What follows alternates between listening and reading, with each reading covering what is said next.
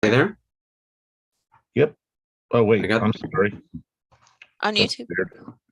We're on YouTube for sure. Let me redo the Facebook real quick. I think I somehow went live on my own page.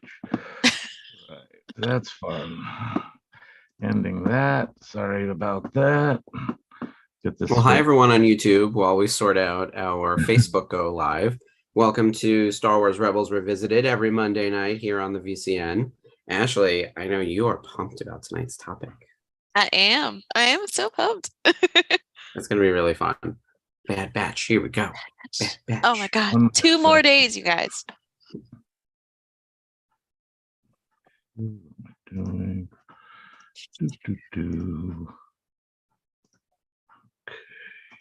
Okay. Let's get back over here. Paste that. And this setting that I was so worried about before.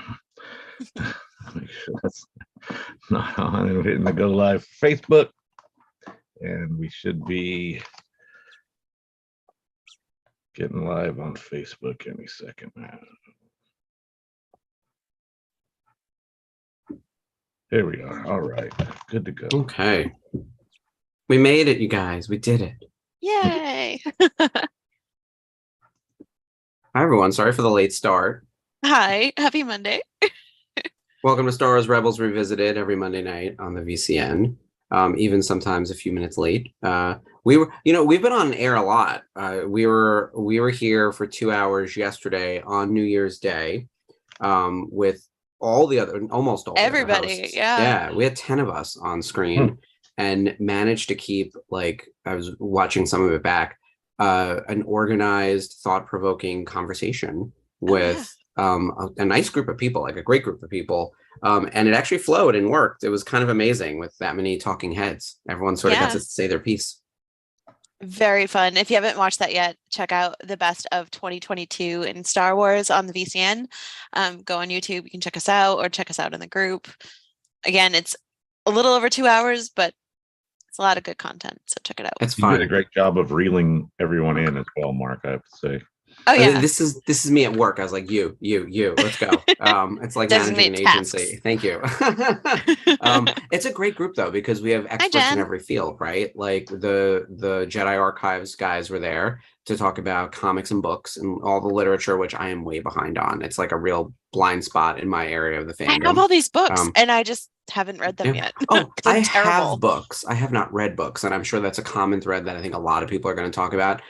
Collecting books that we don't read. I can't stay on topic. It's a miracle. It's a new year, same me, just worse. So, and then we had the unifying force. The whole trio was there. Dave, Gino, and Kat. And then we had Gary from Blob of the Hutt. Oh, I should mention it was Mike and Bryce from Jedi Archives, and then me, you, and Jeff from Rebels Revisited, and then Spencer, who oversees everything. And of course, several of that crew are on the Thursday watch-alongs. So all the shows were represented. It was nice. So nice. Yeah. We have a lot to discuss before we get into the Bad Batch Season 2 preview show. There are 35 tickets left for Bunta Eve. So please do not sleep if you're going to Celebration. Bunta Eve is always amazing. It's going to be even more crazy over in the UK, so don't miss out. 35 more tickets remain. That's crazy. Make sure you get yours right now. Yeah. It's almost a Taylor Swift situation at this point. There's going to be resale. Seriously. People are going to be scalping their tickets. It's going to be a thing. It's going to be a whole thing, but yeah. It really is. Also on Thursday, the VCN watch along, the virtual Cantina watch along, is going to be co-hosted by the one and only Brendan Wayne. He is the gunslinger Mando in The Mandalorian, and it's really, really huge to have him on the show. I know a lot of John Wayne fans are fans of Brendan and as his grandson, so it'll be cool to watch. So don't miss out. Make sure you turn in on Thursday night with the guys and Brendan. It's gonna be amazing. I can't wait to get my brother-in-law. Be like, see, look at this. It's for John Wayne's grandson. So that's so exciting. He's a very cool guy, and Very nice I guy, think yeah. the boys are going to have a good discussion with him on Thursday. So I definitely have to join that one. Yeah. Last Thursday was really good too with Oh Barry. yeah. So That good. was he's also one of one of the many Mandalorians. We have several in the mix. It's him, Latif, Brendan, obviously Pedro. So yeah, Yeah. it takes and the village of costumers and production people to bring this character to life. But Brendan's as close to it as Pedro, I would say. Yeah, I think so. Yeah, we've had Absolutely a agree. wealth of Mandalorians this season on the watch along. Yeah. Your guest list is really good, Jeff. Who's ever getting these people? And I think it's largely Spencer, but who's ever responsible is doing a great job on that front because I know how hard it is to book talent for things. I did that for a hot second in my career, and it's work. But these guys are all really great guys, and all the guests have been really fun. Misty is just like, man, she's fun. Like, So fun. and Lilani, fun. These are Lilani, fun people. so sweet.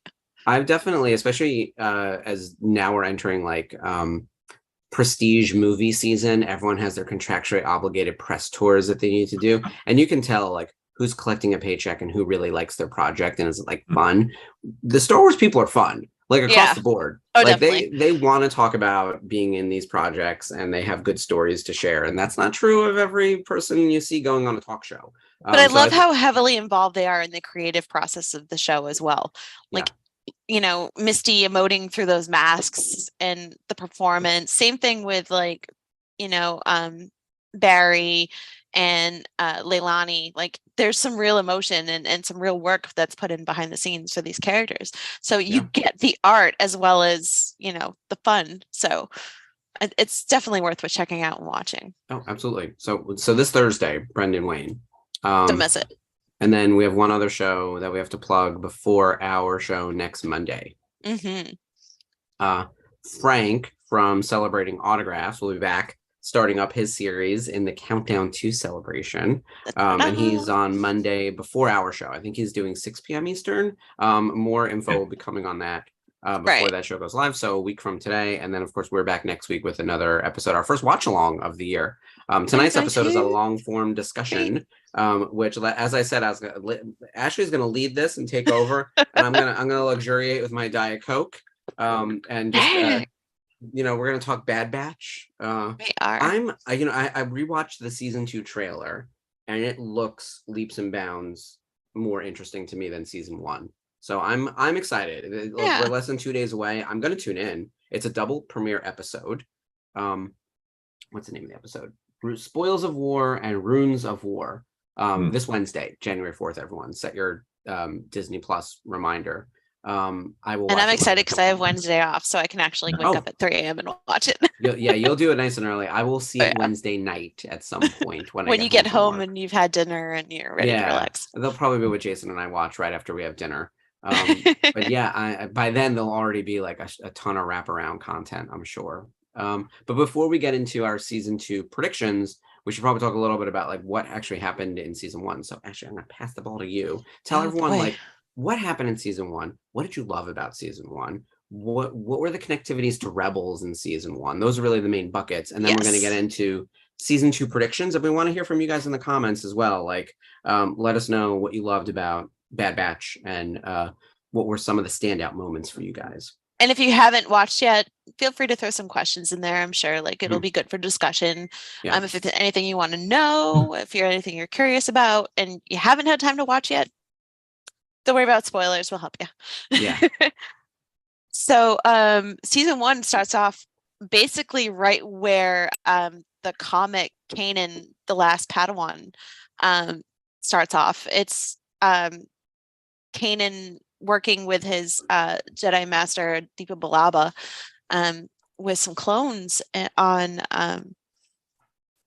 just fighting against the separatists, and that's when Order 66 is called, and Deepa gets Caleb out of there, but she's killed in the meantime. And Caleb had brought the Bad Batch in as a reinforcement, so once he witnesses the clones killing his master, he's just completely, all trust has gone out the window, and he's like, get away from me. And they don't understand what's going on. Their chips are defective. Like they don't have the inhibitor chips that tell them to obey Order 66, most of them anyway. So Hunter is trying to calm him down, like, kid, we're not going to hurt you. What's going on? We just want to figure this out. And Crosshair, being Crosshair, just completely ruins it. Shoots at him. As the rest of the clones start closing in on them, Caleb gets away, and Crosshair realizes that Hunter let him go, and he's lying about it. So that kind of begins the seeds of mistrust between Hunter and Crosshair's defection from the group. That's your spark of conflict right exactly. there in the first episode. Yes, the Brotherhood is slowly chipping away. So in the next episode, Grand Moff Tarkin shows up. Yes. Love him. Stanton, delivering, always does. Yes. And I have to say, Tarkin looks so fun in animation form. Like, they just designed him so perfectly with that really narrow face. It's just like I love it. That weird hair. I wish I had hair like that. Oh, and those heavily shadowed eyes. So he shows up, and he wants to see the clones fail. He's not a big fan of clones. He thinks they're outdated and useless. And it's also money. He needs money for the Death Star. Exactly. So he's looking to tighten the purse strings a little bit. He sends them out on a mission to kill some insurgents, which turns out to be civilians and Saw Gerrera's group. So we have our boy Saw in Rebels and Rogue One and Andor, all over the place. Clone Wars. The man Saw Gerrera is the Ahsoka Tano of like in every time period, right? For real. Clone, Rebel, Rogue One, Andor. Yeah, now Bad Batch. Like, that's 5 shows. That they love 5. Saw. Yeah, he's prolific at this point. So he's not voiced by Forrest Whitaker in this one, sadly, but still really cool character. Obviously cares about his people, knows what's going on, knows that they were sent there to kill him, and his group of people, which includes elderly women, children. It's just not a good scene. So the Bad Batch realizes that they've been played, and it's not a good scene. And they also have to struggle with Crosshair being like, "Good soldiers follow orders." Oh, one of the best quotes of the whole show. If you're gonna use one quote for the whole show, "Good soldiers follow orders," because it is a throwback to Clone Wars, which is when the chip malfunctions, and that one clone kills that Jedi lady. Yeah, and it expanded that whole arc of them realizing there's an inhibitor chip, and they miss it. It's so close, right? Like they get so close to the solving the mystery. Before I forget, it's Andrew Cascino who does the voice of Saw Gerrera, the same guy who did it in Clone Wars. He's in a ton of stuff, and he actually comes back in Star Wars Visions. Yeah, so good. So there's a problem also with the clones kind of realize, oh, there's something not right. We're all being called back to Camino. Tarkin's trying to tighten the purse strings, got to get that Death Star made. Then they meet another little clone that they realize is a clone. Our girl Omega, she's working with Nala Se in the science lab, so she's her assistant, but I think it's a little more than that. I think she kind of raised her as a child, so she's got that sentimental bond to her, and she knows she wants to protect her, which is probably a good thing why she gets so attached to her brothers, the Bad Batch. And she wants to get off of Camino because she feels like it's not safe. There's too much going on. She's not protected. They kind of see her as a freak too, like the rest of the regs. So she instantly builds a kinship with the Bad Batch, and we should mention everyone in the Bad Batch is a little bit different. They're not your standard line clone. They all have some type of genetic mutation of some sort that makes them different, and we suspect that's the reason. And they look different. Yeah. Oh, they look completely different, right? Yeah, which I love. They don't have that uniform face. Yeah. Yeah. They do, and they have different. They do all get voiced by D. Bradley Baker, so their voices are similar, but they're not. They're a little bit different. They're just pulled apart enough to make them, I think, distinct characters. But it's still D at the helm. But do we? I don't know if this is 100% confirmed, but I believe it was because they're genetically modified. That's why their chips didn't work, right? Am I correct in thinking that? Like, I feel like we either heard that or read that somewhere, and I couldn't, like, no, I Googled it. They mention it in the show. Yeah. They said that, well, maybe it's because, we've been modified to be different within these enhanced abilities that our chips didn't work. Makes sense. But you find out that, Crosshairs worked the whole time and he didn't care. That's the brutal part. Like, even when it didn't work, he didn't care. He was going to follow orders. He still had this dark tendency with him. So Tarkin becomes Grand Moff in this show, which is a big deal because he's, realizing that he's got a little more power and a little more say in things, and he's going to be causing trouble for the clones. We also see, and this is with our Rebels tie-in, other than Caleb Doom, who grows up to be Kanan Jarrus. Just saying. Voiced by Freddie in that voiced by Freddie Prinze Jr. Yes, first episode. Again, weepy mess. That was me. Especially when you see his little face before he like jumps over that cliff, and he's just like so full of like sadness and mistrust and confusion. And he wants to get they killed Depa, like all the clones who he had been working with for the duration of the war, which, by the way, like, no child, and this is my big problem with the Jedi Order and the Clone Wars in general, and it speaks to like how dire things were. This child was like not a general in the army, but like working next to the general. Yeah, he was a commander. Right? Like, that's ridiculous. That's 13-year-old boy was a commander. Yeah, it's terrible. This was true for Ahsoka as well, by the way. She was a child, and child we all soldiers. just sort of we sort of ran with it in the Clone Wars. The Clone Wars were like really fun. This show's fucking bleak. Oh my god. The opening credits we should mention too is the Clone Wars logo in red, which is when it's the episodes that are close to Revenge of the Sith, and then it burns away. And it has the Bad Batch logo. And then it says Aftermath in red. And it's like, and it's like, okay, so Clone Wars are over. It's done. Order 66 happened. Palpatine shows up and gives his big speech. And it is Ian McDiarmid, which is great. And that sets up like just recycling those lines from Revenge of the Sith. Like, the attack on my life has left me scarred and deformed. And, I can't do it. That's perfect. Oh my God. It's crazy that like people remember hearing that in the theater, and I remember too. I was like, oh gee, this is a lot. But even though it's like, we'll say air quotes recycled, or we've seen this before, how many times have we seen Order 66? It still packs a punch. This time around, like this specific because instance, you see like the hologram in his hand, the commander's hand, and you just see Deepa turn around and she's like, oh crap. Like, what is that? What does that mean? And then they just start firing on her. They just start blasting. And then they stop blasting. No. So this is now the big MacGuffin of the whole season.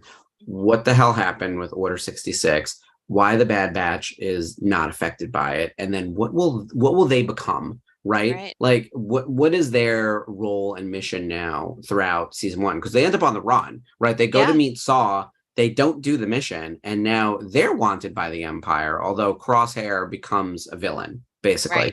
And that's your whole setup. And so then we do, like, what is it, 16 episodes of them sort of on the run. After there, it's a great premise, and I think the season starts really strong. If you watch Bad Batch, like episodes 1 and 2, Aftermath, are, I think, the best of this. It's 70 minutes of awesome. And there are some amazing episodes, and there are some episodes where it's just kind of like, okay, building the world out. You have Durand, who's apparently a gangster. He's from a well-known crime family who gets involved, and Sid is I'm getting ahead of myself here. I'm sorry. I like Sid though. She's great. Sid is awesome. She's voiced by Rhea Perlman, who ironically enough is Danny DeVito's ex-wife. So here I'm quoting Danny DeVito and she's in this. But we also get involved with Cham and Eleni Syndulla on Ryloth. And the team meets them, and Cham's a freedom fighter. His family is well known for protecting Ryloth against the Empire rule, and all the changes that they've made there for the worse. And they end up being imprisoned by the Empire because the people stand behind Cham, and they even make a fake assassination attempt on their leader to say that, oh, Cham Syndulla did this. He tried to kill our leader. I'm blanking on his name. Oh my God. Orphan Ta. Orphan Ta, that's it. Yeah, Orphan Ta, something like that. Yeah. Yeah. Yep. Who I think Jerome Blake may have played in one of the movies. I lose track. But yeah. I want to say it's Phil Lamar, who does the voice in Clone Wars. I don't know if he did it in Bad Batch. I'd have to double check. But Phil Lamar had quite the year. He was kind of everywhere too. Oh yeah, in like the best way. So he's basically assassinated, and they blame Cham and Elaney and his freedom fighter. So they're rounding up everybody, and Hera escapes. So Hera and Chopper are people. So I have to tell you, I was at with her native accent. Yes, her French accent. My phone, I have to say, I was at a convention setting up in Indianapolis when this episode premiered, and my phone was blowing up all day. I didn't get to wake up at 3 a.m. and watch it. I had to set up for the show the next day. So by the time the show ended, like, Spencer's texting me, "Did you see Hera's mom?" And I'm like, "Wait, what? Hera's mom?" And I was like, "I haven't seen it yet." So yeah, I had to like rush home, and I'm like, okay, I don't even care if I fall asleep. I have to watch this episode. And when you see them pop up behind the hill, honestly, I'm just sitting there like, oh, they're little. It's so cool. So I love how they integrated Hera and her hopes of becoming a pilot, and just, not even like helping her father fight, but just being free in the clouds, and just, being the Hera that we know, but dreaming of it as a little girl. It's so cool. And Chopper's a little less rusty, but 100% sassy. So that's how we like him. But he looks really good. He does. Yeah. The art style of the show, I actually really like the art style. And reimagining Hera, obviously younger. So yeah, she has that like block on her chin, which is kind of strange. There's something with her gloves. I'm trying to remember. I don't have the picture in front of me, but like her skin also looks like a little bit brighter. Yeah. And I don't know if that's actually intentional. As she gets older, her skin gets darker. That could be a thing with their species. I don't remember, because Elaney kind of has the same skin tone as Hera does as an adult. So yeah, it's possible. And she also has a pointed chin instead of the pushed in chin. Yeah. I also like this show's just very bright. It's one of those where it's very colorful, just like Clone Wars. Yeah. But if the trailer is any indication of what we're going to see in season 2, oh man, is the animation gorgeous. The colors really pop. Those crabs on the beach. I don't know why we're fighting crabs, by the way, but it didn't bother me because they looked amazing. I was like, yes, crab people. They were so just vibrant. Like, the show looks very alive. It does. And that's what I like about the animation that's happened over the last few years. We always say that, like, Star Wars has always been, well, not always, but for the last few years, people have been complaining it's been kind of dark with like Solo and things like that. So this is kind of like the antithesis of that. So I don't mind. Get out the melted butter. Okay, Steve. You were right, Mark. Jerome Blake does play Orn Frita, as well as Masamita and a few other characters in nice. He's got 5 or 6 of them in the course of the prequel movies. I love Jerome Blake. I've actually met him several times and hung out with him. He's a great guy. He signed autographs for us at Topps numerous times, including I think for like every character he did in the prequels. I also just pulled up the IMDb for Bad Batch, which I should always have open when we're doing these things. Phil Lamar did come in for one episode to do Orn Frita. There's actually, it's interesting, there are 16 episodes or 17 episodes. Michelle Ang's in 16 of them. I didn't realize that Omega wasn't in one of them. So unless IMDb has something wrong, they're probably pushing the first episode of the new season and that could positive who's going to show up, but it's like she's going to be in all 16 of the newest season. Yeah, I can't imagine. Yeah. But then it really drops off. Like Vice Admiral Rampart, played by Nasir Dalal, is in 9 episodes, and then everyone after that is in 5 or fewer. And I remember saying, I think it was to Jason, I forget who I was talking to. I was like, it's hard to keep up with the supporting players in this show because you don't see them very much. Like Tarkin's only in 3 episodes. Yeah, kind of come and go here and there. Yeah, Vanessa Marshall is Hera, right? She's in 2 episodes. Seth Green actually comes back as Toto 360, which, by the way, I love that. I love Seth Green, and I love that stupid character from the Clone Wars. He's in 2 episodes. Like, it's the kind of thing, though, where there's a lot of that churn. And so there isn't someone along with the Bad Batch, because there's already 5 of them, plus Omega, that you don't get, like, even Sid, who I would say is like technically the third build hero, if we think of the Bad Batch as one group. She's only in a handful of episodes, and I think that's one of the things I'm struggling with these characters. Hopefully in season 2, it's because they don't find her until like halfway through the season, so she gets into the chunk of the episodes at the end. I think part of that might be also that they, like Sid specifically, they deal with her to get their orders, as it were, what they need to take care of, and then they go off and do their thing, and that might span an episode or 2 before they come back to see her. Yeah, that could be true. Yeah. So I think it's got a lot of potential when it comes to her. I there are some characters where I just kind of cringe at, like Durand. He was just kind of, it's cool, but filler character to me. It felt like I really thought it was cool that they had Rex in there, Rex and Gregor showing up, doing cool stuff. Kind of ties into where they could go in Rebels and how they're together and, completing missions and helping people on the down low. Giving the Bad Batch.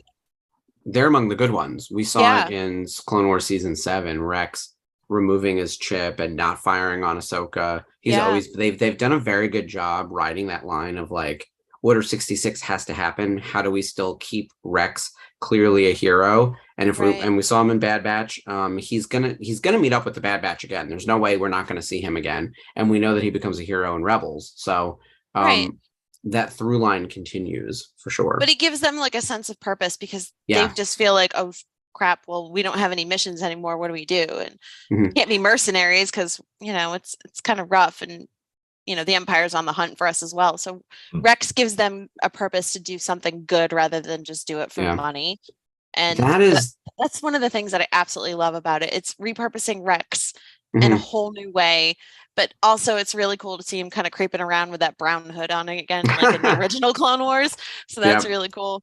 Rex is an interesting character because he's usually partnered with someone like he's leading the clones, obviously, in the Clone Wars. But he's like working with Anakin or working with Obi-Wan, or more so working with Ahsoka Tano. And so who is Rex on his own? Who is Rex when he is no longer a clone trooper, when there will no longer be clone troopers? Because we see throughout the show, there's a mix of clones and then the first wave of stormtroopers. And that's actually one of the big conflicts in season 1 that I think is the most interesting part of Bad Batch. The clones are all being replaced. Their service is done. Their purpose is over. So this group in particular, the Bad Batch, we're following them, but every clone is probably going through the same existential crisis, as much as you can have an existential crisis of like being clone. Like, one, who am I? What's my purpose? Why am I even alive? I'm not really, am I a real person? Like those are all interesting questions on their own. But now, like literally fired, like they're fired from their job. Yeah. Like, what do they do? Honestly, this answered like a really horrible question that I was kind of hoping wouldn't happen. Like when Tarkin shows up and then you hear Tarkin doesn't like clones. I was like, oh my God, he's going to put them all before a firing squad. Like, oh man. But I'm kind of glad there's that they a mass extermination event planned, I'm sure. And then everyone else will just be discarded like old trash. Like, and as you see the clone trooper in Obi-Wan Kenobi, like on the street in his armor, like filthy and bearded. In 501st armor. That's like special. Yeah, specifically 501st blue. Yeah. I know he was, and that's one we'd immediately recognize as being like a special one. So imagine like what happened to the regular guys, right? Yeah. So this is also, I think, it's not even heavy-handed. It's definitely an indictment of like the military-industrial complex and the way we actually discard soldiers and we don't take care of them post-war, and like what is like.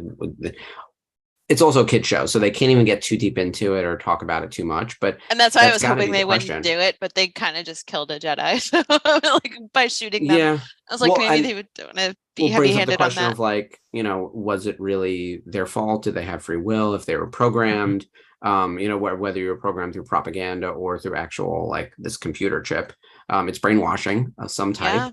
Yeah. But they could all be considered killers. Like in the New Republic era, don't you think if you become maybe not Mon Mothma, but maybe a little more war hawkish president of the New Republic, any remaining clone troopers or stormtroopers put to death immediately, right? Like you can't even show sympathy for the other side because like you have records of genocide on paper, right? Alderon's a good example. Jed is a good example. We saw in Bad Batch, the finale, Camino, they sink Camino.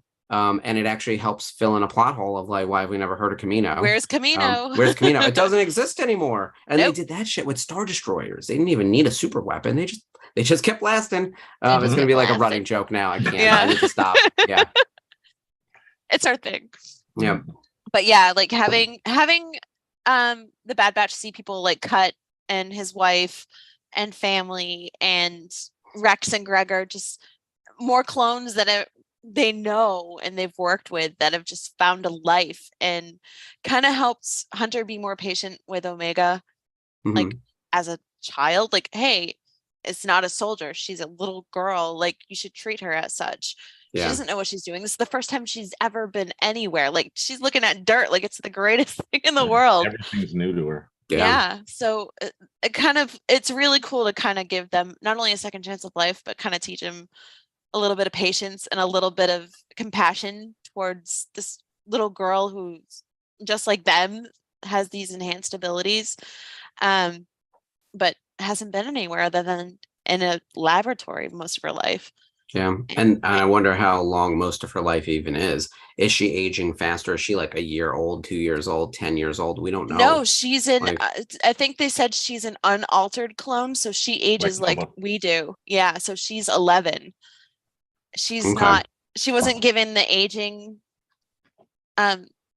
I don't want to say gene, but the aging. Yeah. process. No, I know what you mean, because they become adults like immediately. I thought she had slower than that, but not real time. Because I thought they actually aged her up like between seasons a little bit more. Like I thought she was like a speedy, but not as fast as like Boba Fett or the rest of the clones, right? Or not Boba Fett, the Jango Fett clones. Jango Fett clones. Yeah. Yeah. And that's the thing. I actually didn't remember, and I didn't rewatch. This is the kind of stuff where it's like, where do we find this info? But I do like her, the fact that we have a kid who's contributing. And I talked about this on one of the other shows we just had about how like, the kids are really delivering across the various streams of content. Little Leia was amazing. And Omega's our way in for this show. Like she's not really part of the Bad Batch, but now she's been brought in. She's coming into her own. I think the big mystery with her is like, yes, she's a clone, but is she force sensitive? That's sort of a question that's out there that I think people are looking into. There's something special about her, and it's not just the fact that she's a girl. Like, because obviously they gender swap this, right? Every other clone is male, right? And came from Jango Fett. In theory, I know there's conversation about is she trans. I think that you course correct this in genetics, like at the moment of like I don't know how to create a clone, but whatever the science is, they were like, oh, we'll just get a girl this time. So. You know, I think the real question is she remove the Y chromosome? Yeah. I don't. Maybe, but when I saw her mimicking Hunter and her skills in tracking, that was interesting. But also, she's a really good shot, like Crosshair. Yeah. So I think their abilities have been combined within her. So she's ultimately like a amalgamation of them. Like she's all of them in this one being. So when she gets full size, is she going to be as big as Wrecker then? That's the real question. That's amazing. She's going to get like this huge like She-Hulk strength and just punch and holes in walls. I would love that, because we can see a woman like that in like the new Republic. She's going to be powerlifting Gonki like all day long. Done and done. I had not thought about how all 5 or 6 of their powers could be inputted into her. I was thinking she was a very good mimic, and that was her power, but that could work too, or that she's force sensitive and just picks up on things. So I think there's any number of those theories. By the way, what do you guys think in the comments? Like, do we think she's a mimic? Do you think that, and that's her power, like almost like your mutant mutation of being able to replicate, almost like Taskmaster, right? Like being able to replicate when you see something. Or did she get all of the Bad Batch's genetics inserted into her? And therefore she can and don't say Mary Sue, because that's not a good. No, never. That we don't. And then, or is she force sensitive, and that's why she's good at this stuff out of the gate, being so young, which would make sense if you're a Jedi coming into your own. They are hinting at some force sensitive kind of stuff, and you know what it is. It keeps making me think of like Palpatine, the cloning, where they're going with Mandalorian, how like the cloning facility in Mandalorian season 2. what were they working on? They're obviously trying to clone something for the Emperor. Yeah, we Like, just saw some of that last week in the watch Yeah. along. Yeah, Dr. Pershing wears a symbol from the Camino cloning. They need the M counts from Grogu. So does she have midichlorians? Does she have an M count? Ooh. Like that's really my thought there of how this would connect. Because I'm always thinking now all roads have to go somewhere. We can't just have standalone content. Everything has to connect.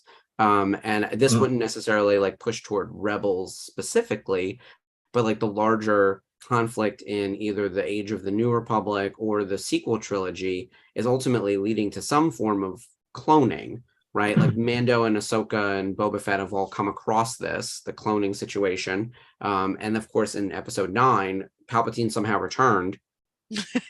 And you can see that he had like created Snoke, right? Like you can see it's a cobblestony wobbly road, but it's a road nonetheless. Yeah. It's entirely possible. Let's see. So what are your predictions or hopes for season 2? What do you want to find out? Oh boy. I think that season 2 will actually need to give us more classic Star Wars Easter eggs than season 1 gave us. Season 1 introduced a lot of new characters, and they peppered in a couple people we knew, like Fennec Shand, but she was new from Mando, and Bib Fortuna, but that's not Jabba. I think they actually need to give us like some of the heavy ones, like Ahsoka, because the Ahsoka show is coming.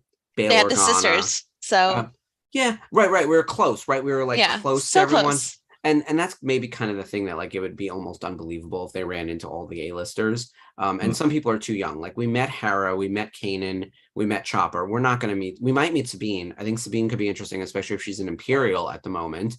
And trying to flee or whatever. We won't meet Ezra. I think you need to like leave Ezra's introduction to Rebels and then bring him back in the Ahsoka show. But I do think we can meet Ahsoka. Because Sabine is a teenager though when we see her in Rebels. So yeah, I forget how young she is. She's as young as Ezra. I just don't know when she goes to the Imperial Academy. Because again, child soldiers. Or do we meet her mom? Like her mom and dad are really Ursa interesting. Would be. Yeah. Ursa's killer. Mandalore's a hot mess. We can meet any of those people, but like I do think we need to see Ahsoka and Bail and really start pointing out where the show is headed. Because the big question is like, who are the Bad Batch? Why are the Bad Batch? Like, what is their purpose in life? What are they doing? And if the crux of season 1 was identifying what their purpose is, and I think we got there now, it's like, okay, we need to help other clones. I think, and that's their personal mission. How does that ladder up to the larger Star Wars situation? Do they need to start working with Bail, Ahsoka, and other people to find other clones around the galaxy and help out other people? Are they the A-team? And so you call them when there's a problem. Like, is that going to be their purpose? And if so, you need to start connecting them to some of the bigger things that are happening, like the web of like the rebellion that we started seeing forming in Andor. And I think that's where it introduced us to, like, right off the bat, you had Caleb run in with the reinforcements, and it was them. And it's them you want to call when you're in a pinch. So I think they are Star Wars A-team. They are kind of the A-team. Yeah. So which the Ghost in some way kind of became also. Like the Ghost was like who you would call when you needed a job done. And then they became part of a larger rebellion. I wouldn't mind seeing that same beat play out with them where they team up with, and they find Saw Gerrera again. You know, he's less crazy in this time period. Saw has not gone full like terrorist yet. Bail Organa is got all his original body parts. Yeah. Oh, we could see Mon Mothma. I don't even know how I didn't mention her already. Like, we should put her in everything, by the way. That's my goal for 2023 and beyond. Mon Mothma and everything. We should see Mon Mothma, Bail, Ahsoka, like the real seeds of the start of the rebellion. But it's not even a rebellion yet. They're probably still trying to restore the Republic. Like, that's how they started, the Alliance to restore the Republic. And I realize that might be a little bit confusing for people, but it's the same idea. Like, the Empire is brand new, but it already doesn't work and we don't like it. So what is your response to that? Like, I think that's all about oppression. Yeah, because we've seen it already in the episodes in season 1. Governments falling or being toppled. You see that with Cut and his family. Like, they need chain codes just to get off world, and all of them need separate chain codes, but they don't have them, and it's creating a problem. So they have to like go in and steal them. Yeah, it's a like chain. It's like literal chains. It's sometimes it's so heavy-handed. It's great, but I like it. That's what I would hope. Someone else, I think it was Steven who mentioned in the comments, wants Omega to meet Boba Fett. I think Boba Fett coming in would be interesting. Daniel Logan's up for everything. Oh, yeah. Bring him in. And he's a bounty hunter at this point. Yeah. So he's a kick-ass bounty hunter. We saw in Clone Wars season 2 him going after Mace Windu and like holding his own, and Aurra Sing almost dies. He gets Slave One in that whole arc. I was gonna say she doesn't die. That's we find out that like Solo is what happens there, but like the ship goes down and Boba Fett takes Slave One. So Boba's making a name for himself at this point. It would be interesting to have them cross paths. We could always see Cad Bane. You could always bring in Hondo. I think Hondo is another one you pop in anywhere, and he's just, he's like garlic. You put it on everything and it's great. It's a little overpowering, but it's going to be delicious. Yeah. Just throw it in there. What about you, Ashley? What are you most excited about for season 2 of Bad Batch? I'm looking forward to learning more about Omega, like what are her gifts and her powers and her abilities. You see like little hints of it in season 1, but I think in season 2 it'll be more refined. Like we watch her learn how to use that power bow, and that's awesome. She's a hell of a shot with it once you finally learned it. But is that because it's Crosshair's ability is kind of creeping in, or is it because she's the Jedi. He's in a force. Yeah. So it'll be really cool to see where it goes with that. And also I want to see how they got those snazzy new armor, because obviously they can't keep the original armor. It would give them away, but it's just enough of a change so they can kind of be on their own without the Empire or, anything else breathing down their necks. Yeah, they need to be a little more incognito. Although it's hard with someone like Wrecker, who's just ginormous and loud. Yeah, I think there's some other. Basically the same thing.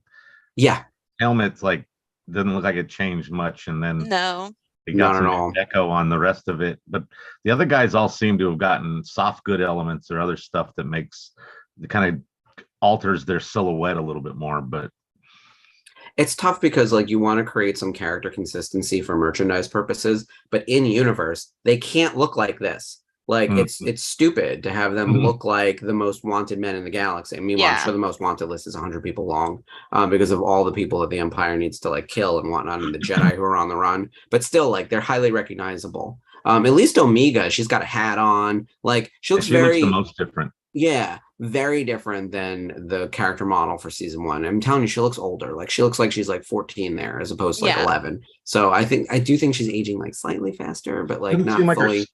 Her stature hasn't changed much, though. She seems like about the same height, so it makes me seem like she hasn't aged quite so much. But I think she's aged like mentally more because of her experience with the Bad Batch specifically, and getting out of Camino and all of that. Yeah, I'm sure. That's actually a big thing too. Is like what will be the fallout from Camino? I mean, no one really knows about Camino except for the Kaminoans, right? Like, it doesn't seem like they have contact with the outside world. Their planet wasn't on a map. It was deleted in Tales of the Jedi, as we saw, which we knew from the prequel movies. But all these things keep adding to the point where it's like, it's done, it's over. But I think there are a couple of them who are in the mountain at the end to continue cloning. So, there's a few of them. They're not an extinct species, but there aren't many of them. We deal with genocide a lot in this show, and we saw one at the end of this series, or the end of this first season. It was rough. I guess the other big thing to connect to, especially related to Rebels, is everything building toward the Death Star. So we know that Thrawn was in a couple of episodes of season 1. He's always a big bad not Thrawn, Tarkin. He's always a big bad hanging in the bag. Maybe we'll see Thrawn too. There's any number of Thrawn's on my brain for an unrelated reason, guys. And we're all right. So now I need to share the joke, because otherwise now you have to, because you said it. We're talking about news beats and like what would break the internet. I was like, well, if they finally announced the cast of Thrawn, and I just threw out a name, and it was Hugh Grant. So now we've all been imagining Hugh Grant as Thrawn, because he popped up in Glass Onion as the husband. I haven't seen it yet. Right? Well, he's Oh no! I mean, He's it's hardly a a spoiler little alert, role. but It like, doesn't yeah. really play much into the plot. Okay. So. And not at all. Like he's there to answer the door when someone knocks Yeah, at the door. Okay. Yeah, I don't even think he was in the same room as Daniel Craig. But he did get to do an interview recently. As like, oh, I'm married to James Bond, which I was like, oh, that is cool. I didn't even think of that. But so now Hugh Grant as Thrawn is our new. We're putting it into the universe. So with that, like, if Thrawn comes This is in, graphic or made and everything. oh God, yes. Yeah, Dave threw it. Yeah, there's something very quickly. But like Krennic and Thrawn, like building of the Death Star is already starting, right? We saw it at the end of Revenge of the Sith. Yeah. So it has started. We've seen it in Andor now. It was a major plot point in Rebels. It is the entire plot point of Rogue One.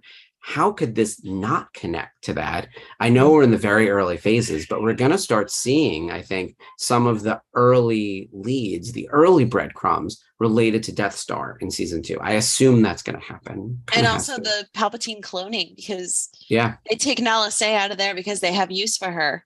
Yeah. And kill the Prime Minister. She created Snoke. Yeah, Nala Se.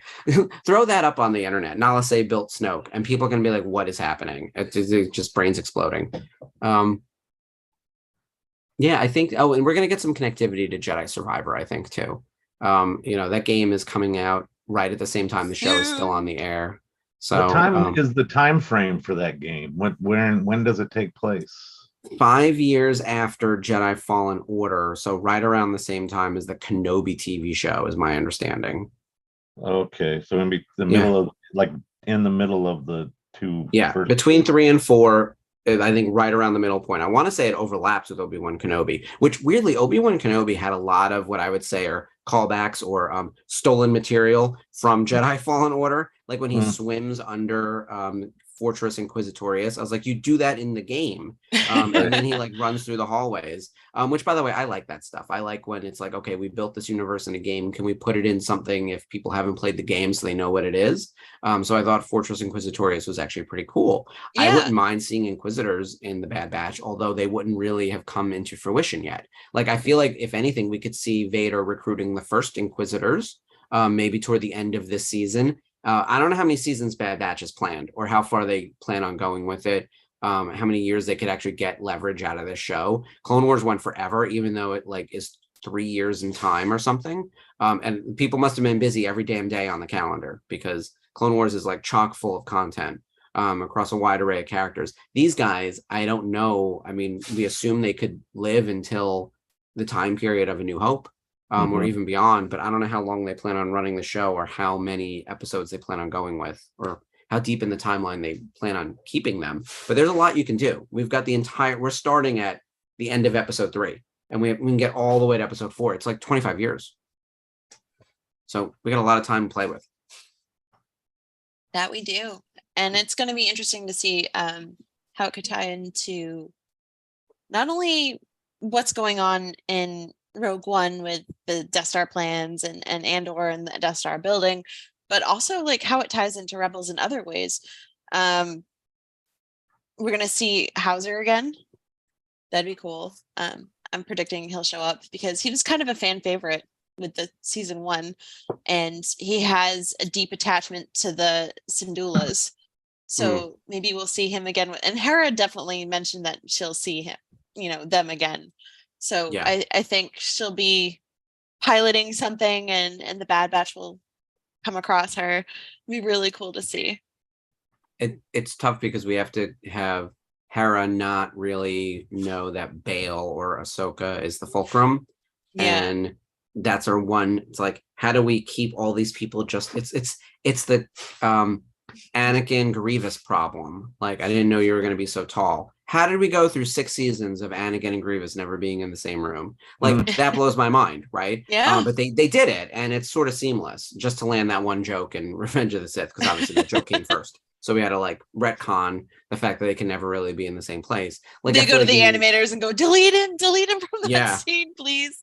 Really, it's kind of, they kept me. They missed each other by milliseconds throughout the Clone Wars, and I feel like you could realistically do that with Hera again with certain characters or the Bad Batch, where you just don't all know the same things at the same times. And Hera is not on Mandalore, so she could come across Ursa and the rest of Clan Ren and everything. So if that were to happen, there's any number of ways this could go.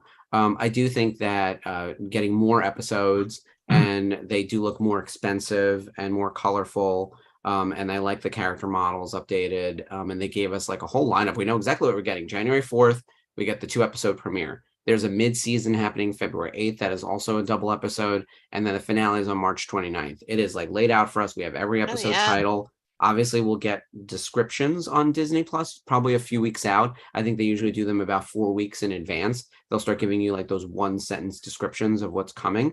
But we can sort of map out, what's happening and when. March 29th is that title Wednesday.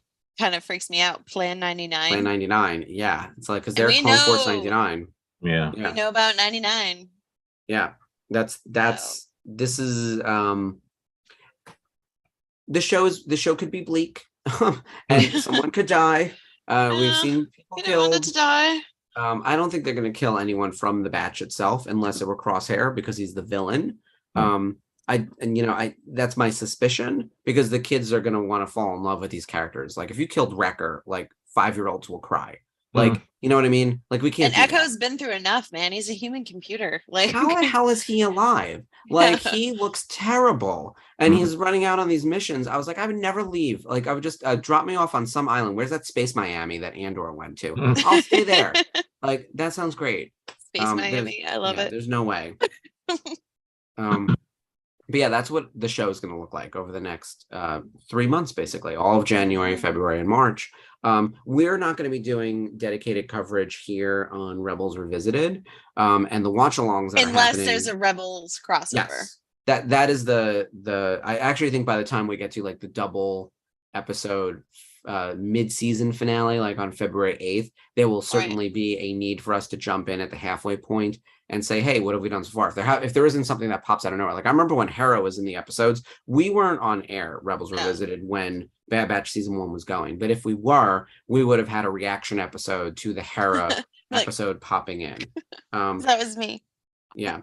So I think, wait, Steven, is Space Miami really Scarif? That doesn't sound right. No. I don't think that is. We're doing happy hour watch-alongs of the Bad Batch season 2. By the way, is the VCN is doing watch-alongs? We're doing them during happy hour on Tuesdays. So happy hour, okay. Oh, cool. So 8 p.m. on Tuesdays. If you join, the happy hour starts at 7 p.m. on Eastern Time Tuesdays, 4 p.m. Pacific, and at 8 p.m. 5 p.m. Pacific, we'll be doing watch-alongs of the episodes. Basically it's going to be the day before the new episode drops, because it'll be Tuesdays as opposed to Thursday, where we do the show the day after it drops. But that will be, Mandalorian, and then on Tuesdays we'll be doing Bad Batch starting next week. Nice. With the first 2 episodes, and everybody will be able to just kind of comment on things as we watch, but we'll all be watching our own. It won't be this, it'll be very much the same thing. It won't be broadcast, but it'll be everybody on Zoom talking about the show and watching together. That'll be really fun. Yeah, I forgot you guys were doing that. All right, so we got you covered on the VCN. We've got the Bad Batch watch-alongs on Tuesdays post happy hour. That'll be much after everybody's talked about it multiple times, but okay. We're an in-depth discussion group. Like I always tell people, we are not breaking news. We are deep discuss with other fans. And sometimes I like to watch other wraparound content before we all get together. We're not in the business of breaking news. Like we're not New Rock Stars. We're not Screen Rant, or Screen Crush, or one of those. And we're not monetizing off of that, right? So us getting together is more about sharing the fandom and doing like a look back and, making these bold predictions. Like I said, I think we might see Mon Mothma. Will we see other people from Andor? Like, will we, Mon Mothma has that lesbian cousin. Luthen. Bring her in. And Luthen and the shop girl. Love them. I'm afraid of Clea. Clea, the shop girl, terrified of her. I think she's great. I want to see her running that shop. She's a little too good at being wicked. I don't like that. I want to see her kill someone. I don't like that. I'm trying to think who else. Oh yeah, Luthen, of course, and then you can't actually show us Cassian, but we could see more of Saw Gerrera's crew, which I expect we're also going to see more of in the Andor show, like more of his like wide, 2 tubes, Bib Fortuna, Biza Fortuna rather. We've already met Bib. Bildis Beezer, which apparently they're cousins. I was like, they can't just be the same species, but I guess they're cousins. So keep it familiar. Yeah. I don't think we're gonna see like Luke, Leia, or Han. It just wouldn't make sense. And maybe we'll see a badass Aunt Beru. I would love that. I actually do think there's a potential to see an Inquisitor, like at least the Grand Inquisitor, because I do think that as we think about he started somewhere. Of Order 66, like, you know, we have to figure, and for someone to chase these people down, they're gonna realize quickly that these clones are not like other clones. Stormtroopers aren't going to cut it, and they're not going to activate Vader. But the Emperor is still going to want them taken care of, and Tarkin is already like pissed, right? They already blew up Camino.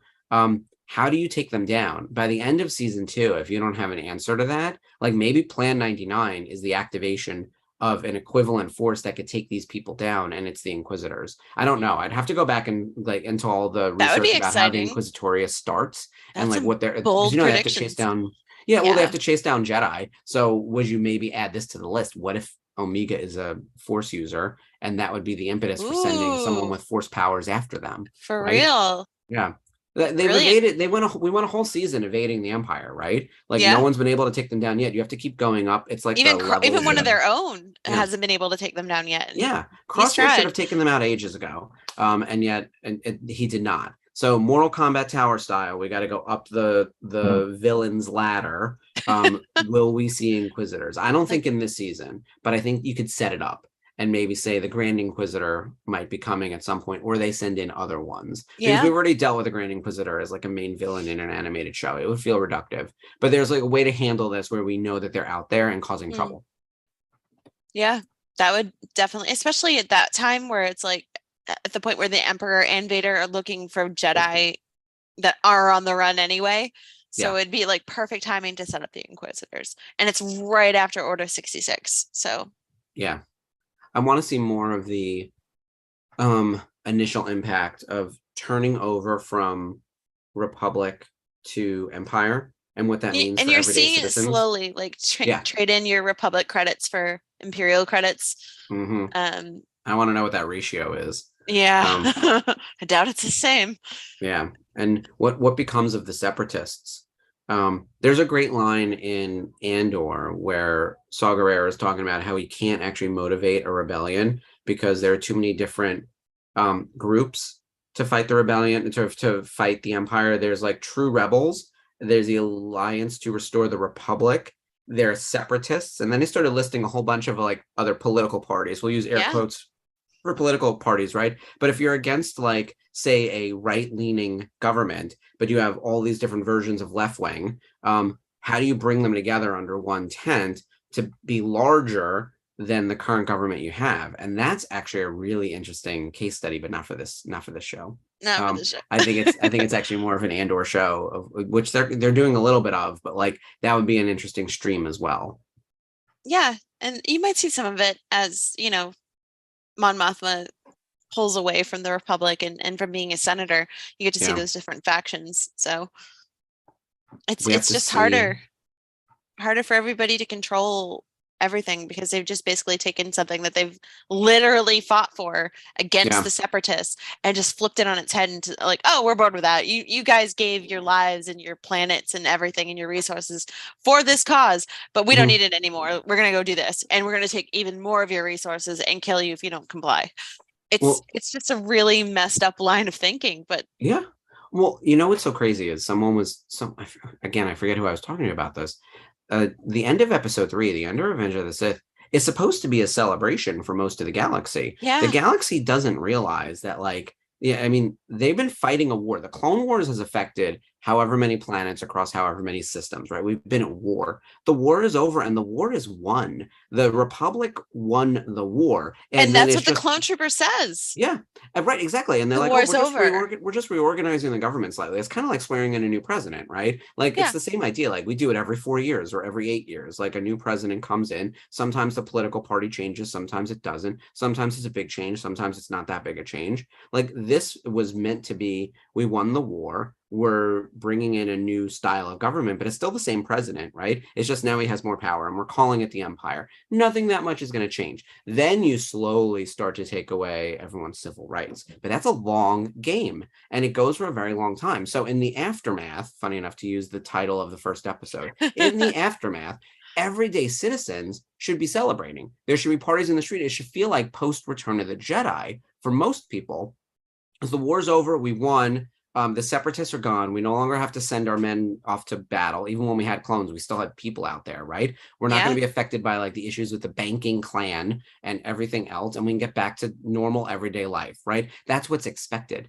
None of that shit's going to happen though. So the real rub will be the empire is worse than the separatists and is going to take away all your rights. And we're seeing it through the eyes of like the clones in particular. But like they're going to run up against people all the time who are going to be like, oh no, the empire is great. Like they just built this school over here. They swapped out our credits. We've got like running water now. We've got a senator. They give you just enough so you owe them, and your price is your freedom. Of course, so. Yeah. I'd like to see a bit more of that. I think if they can weave that in season 2, that'd be very cool. Yeah, I think so.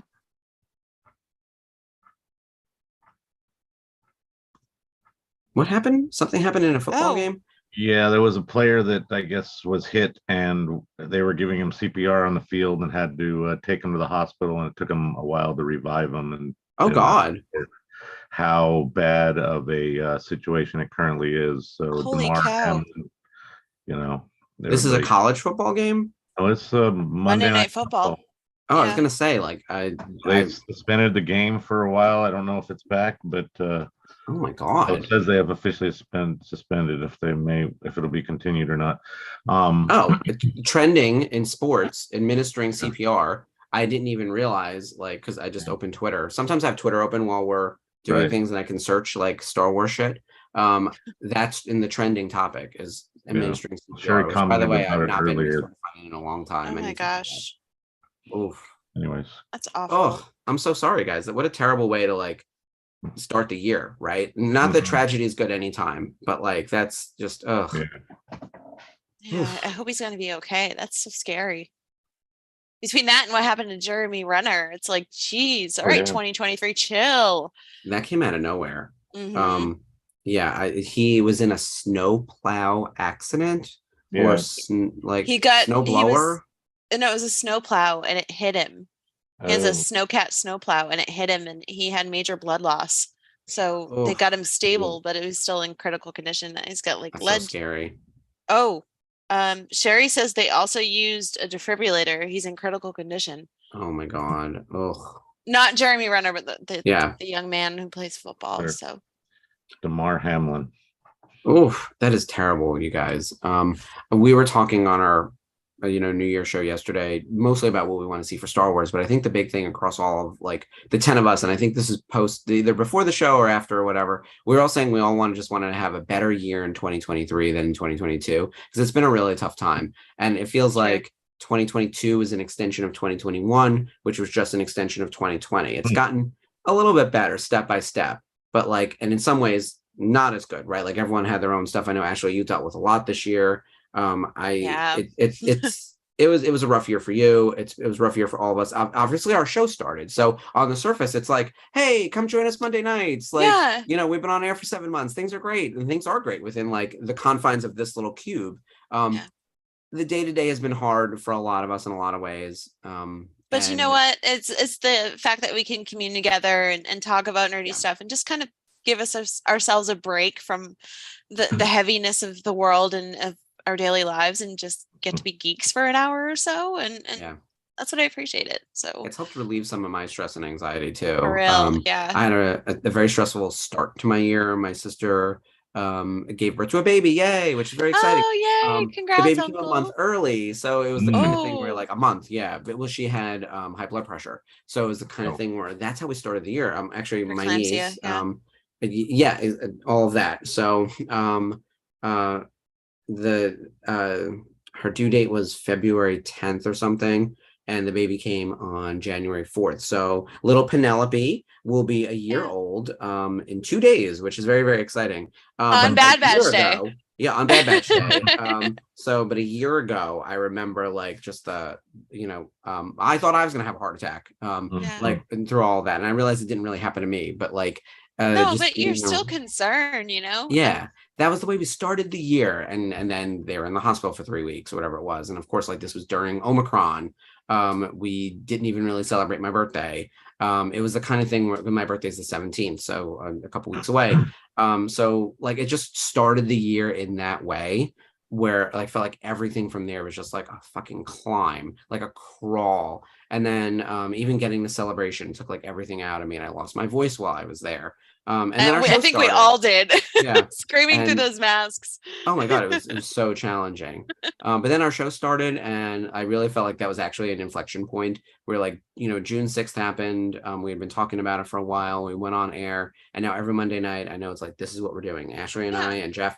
By the way, Jeff is in every episode. He is producing every episode. Even if you don't see him on screen, he is here. He is keeping the ship afloat. And if he is busy, we have Dave. But yeah, Jeff has been here for the majority of them.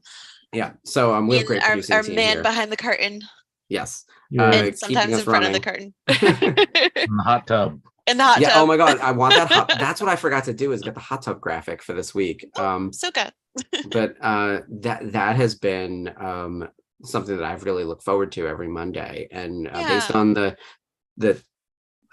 chat and everything we see every week, it's nice to see so many other people do as well. It's been really nice. Yeah, definitely. It's given me something to look forward to. Like, I was tired today. And my first day at the cafe, I was exhausted. And I came home and I'm like, I'm gonna nap. But then I realized I drank way too many coffee samples to kind of taste everything. So I'm laying on my bed like, oh my God, I can't fall asleep. Like, what gives? You said you were over caffeinated, and I assumed it was from like figuring out how to make lattes and how to do all the things. No, I don't do the latte portion of it. I just pour the fancy coffee drink. That's like our signature drink. But they want us to know enough about the hot coffee station. So I actually found out that I like hazelnut coffee today. Oh. But I'm also like may have drank a little much of that. And okay. So that's why it'll wear off and you'll get into a routine. By the way, congrats on the new job. I know thanks. That this is temporary and something you were looking for to bridge the gap between this and the next thing, and it allows you travel and art and all those things that you need right now currently. So. If they give me enough time, and enough notice. Like so far I've already been approved for Wicked Comic-Con in Boston, so that's cool. That's the big one, by the way. Congrats on that. Very excited. Thank you. Wicked. Yeah, so I have a lot of work to do. Steve, I'll be hitting you up for prints and a banner really soon as I get some money. Steve is my guy he's phenomenally talented artist in his own right, but he works at a print shop and has been printing my stuff for as long as I've had it. So I really appreciate him, and I'll be bugging him for more stuff as soon as I make it. That's awesome. So yeah, thanks. I'm excited. So we'll see how that goes. It's like no celebrity guests. It's all like artists, like the creme de la creme of comic artists. So the imposter syndrome is kind of there, but it's also like, don't let it get you. I'm doing this. Like I have people who believe enough in me that I can do this. So yeah, if they you wouldn't get a favor out of a show like this. Like it's a big deal. So bring your prints and actually we should post what our convention schedule is going to look like for the year for us. I do want to say, for anyone who might not have watched our episode yesterday on the New Year thing, neither Ashley nor I will be at Celebration 2023. Yeah. Actually, Jeff won't be either. So and Dave three won't of us, either. Dave won't be there either. Yeah. We are Team America. Fuck yeah. For the VCN. Spencer and Bryce and a bunch of other people will be over there. We are sad to not be able to spend Celebration with you guys. I have an office in England who's going to handle the entire activation for me, work related. So while I'll be planning work stuff remotely, they don't need me there, which is fine by me. Like I'm happy to be here and relax. Not jet lagged. Conventions can be a little overwhelming. I'm a little bit sad, and at the same time, I'm like, you know what? Like I did 3 conventions this year for work, and it was exhausting. I could use one off. But we should post our convention schedule when we know where we're going to be personal wise. Obviously you've got Wicked coming up. But while we're not at Celebration, we'll be announcing something a little more formal soon. Ashley and Jeff and I are going to keep you guys posted on all of the news and basically act as like the eyes and ears of the group that's over there and do some kind of roundup for you guys during Celebration. So we will be the boots on the ground, keeping you guys up to speed. Celebration week, which is starts on April 7th. 7th through the 11th. Yeah. So we'll be holding things down. More info to come on that, by the way. The VCN will make a big announcement about what that looks like completely. But you can expect to see me and Ashley and Jeff on your TV screens during Celebration, keeping you up to date. And of course, like Rebels Revisited, we'll just keep going. We actually haven't done a watch along in a little while because we had the new year and everything else. But next week we're back to a watch along. So we're excited. Yeah, exactly. Get excited for Rebels. We're gonna do a Rebels episode next Rebels episode. Yeah. So we're knee deep in season 3 as we're making our way through the watch along. And next week, Monday, January 9th, is Hera's Heroes, which is season 3, episode 5. So we're gonna continue this. I think we mentioned this a while ago. We're gonna do one episode during a watch along, so it gives us more time to talk before, let everyone join us, talk through the episode, and then talk after without us going for an hour and a half, which we like to do. Not us. Never. Yeah. No, I really love this episode. We'll be doing Hera's Heroes. So it's a really, like, again, rescue kind of a heist. Infiltrate. Yeah. It's a heist. They're good at that. They're the Ocean's 11 of the Star Wars galaxy. Of Star Wars, yeah. So it's an awesome episode. So if you haven't seen it yet, you'll get to watch it with us. Nice. Chantel, I will not be at C2E2, but I do think there will be people from the VCN going. Ask that question in like the general Facebook page. Joanna might be there too. I had a feeling because she's in Chicago. Yeah. So Joanna was the first. Yeah. There could be some sort of meetup arranged or something already. Yeah. I'm not positive, but yeah, if you look in the events, it might be in there. Anyways, it's possible. We should set a calendar of all the major conventions coming and a little event page for everything to see who's going. Mm-hmm. I know that would be beneficial for all of us just in general. And we can start early on Rhode Island Comic-Con, which I'm still telling you, like, it was as good as Celebration. It was like that good. Yeah. So, oh my God. So concentrated fun. Star Wars. I love it. Yeah.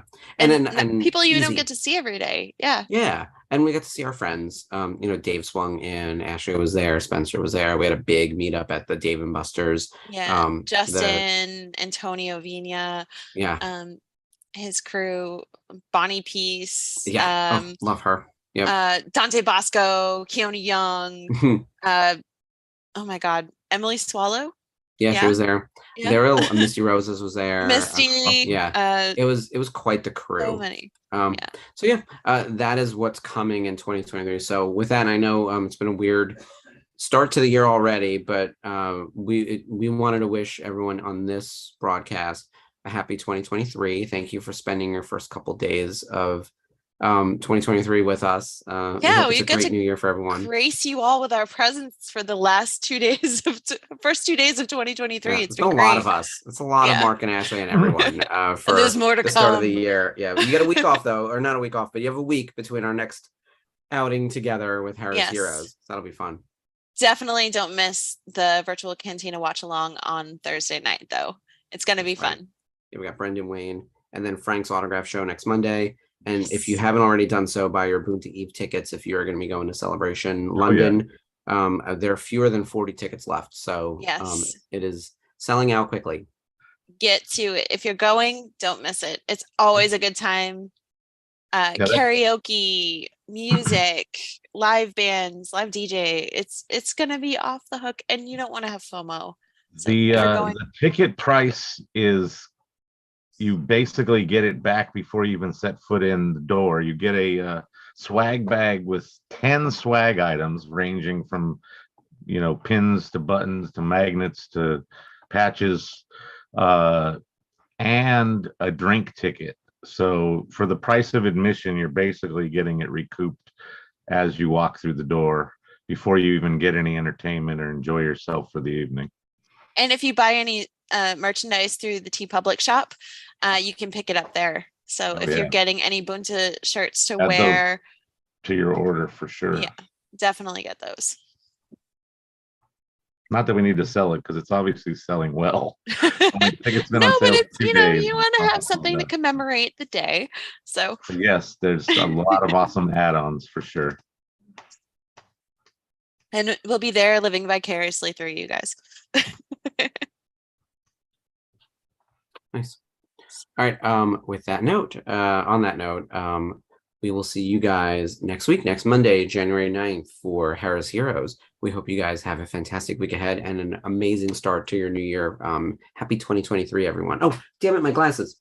This has happened so many times now. I'm getting usage out of these. I'm going to wear these in every They're video. amazing. Yeah. I want you to wear them for every week. Every week in January. Just every first show I do. So if I jump into the watch along, which I can't do the watch along Thursday, but maybe happy hour tomorrow if I can make it. We'll wear the glasses. Yeah. Okay. Works for me. So if you're ready to see Mark wear these glasses in the happy hour watch along tomorrow, don't miss it. All right. Well, thank you guys for joining us. May the force be with you. Bye, guys. Bye.